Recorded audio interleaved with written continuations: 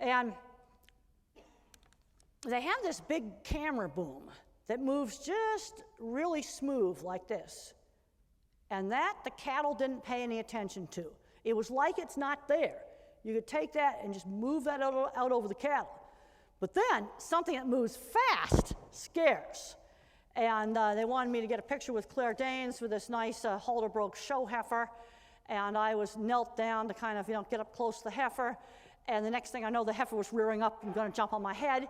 And I turned around, and a grip had moved a reflector board, just suddenly like that.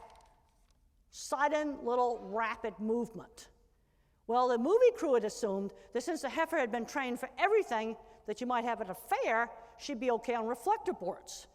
But something like a white panel truck, which might be doesn't move the same way. A truck makes a sound first. The reflector board just suddenly moved. Animals are visual thinkers, and their memories are very specific. I knew a horse that was scared to death of black cowboy hats, but he wasn't scared of white cowboy hats. He'd been abused by somebody wearing a black hat. Black hats were bad. White hats were okay. Okay, white panel trucks may be okay, but a reflector board doesn't move the same way as a white panel truck. Other animals I've seen, didn't like guys with beards, or they didn't like a certain kind of ski jacket because it made a funny noise. It's sensory-based, it's not word-based. It's a world of pictures, a world of sound bites, a world of touch sensations. Also, big mistake people make with squeeze chutes is that when they struggle, is to squish it tighter. No, that's kind of an optimal pressure. And you want to set your squeeze chute so your animal will stand balanced. Don't throw your animal off balance in the squeeze chute. Some squeeze chutes just have one side that squeezes. I like both sides squeezing better, but on the one-sided ones, just adjust it so the cow is not standing like this, because if she's standing like this, she's going to fight it. And then one of the places where blocking vision really helps is right on the back half of the squeeze chute. You're standing there working the squeeze chute. The cattle see you. They don't want to come in. Try sticking a piece of cardboard up on the back half of the squeeze chute. And it's got to be something stiff like cardboard. If you put thin plastic up there, that's going to cause a problem because it moves. Things that flap scare. I don't know how many people have said to me, oh, my horse or my cow was fine at home, but then when I took it to the show, it went berserk. Well, at the show, you got three great big scaries: flags, bikes, and balloons. And it just scares them. You know what's the best way? Teach the animals that those things are good? Decorate the fence at home with flags and balloons. Let the horses or the cattle just come up and investigate those things. See, things that are new are both scary and attractive. They are attractive when you let the animal voluntarily approach, and they're scary when you suddenly push it in their face. And the animal that's most likely to go berserk at the show is one that has flighty genetics. And you don't see that flighty genetics at home. When you get to the show, you see it. Or the animal has just been fed by just one person, never had any variation in its life. Then it gets some variation, it freaks out.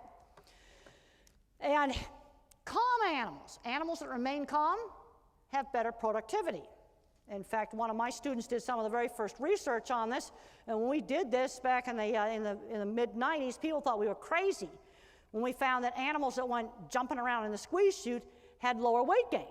Now, exit speed scoring has been developed.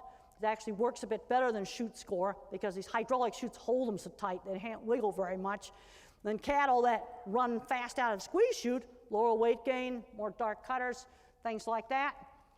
Now, this chart, the thing I want you to get out of this chart is when you force an animal to do something, a lot of screaming and a lot of rough stuff, the cortisol levels just go off the wall.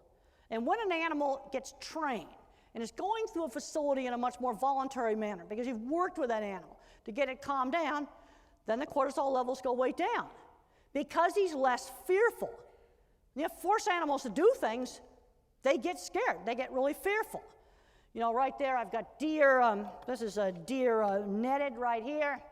And yeah, that's really scary. A big net comes out of the sky, catches those deer. And some people will say, oh, we only held them down for 30 seconds.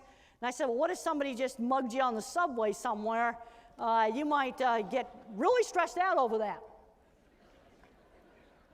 Here's beef cattle quiet handling.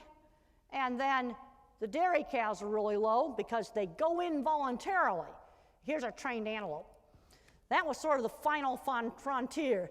We trained antelope, one of the most flighty animals that there is, to voluntarily cooperate with blood sampling. And we got almost baseline levels of cortisol out of them.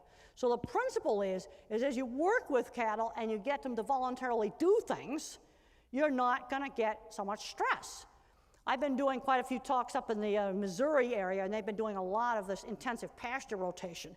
And they're just leading the cattle from one pasture to another. Well, that's not going to be any stress at all. But you got to make sure that when you switch pens or switch pastures, you don't let the mothers run out into the new pasture and ditch the calves. Because if the moms leave the babies behind, then the babies get really, really stressed out about that. So they've got to be doing a controlled movement, not, racing around.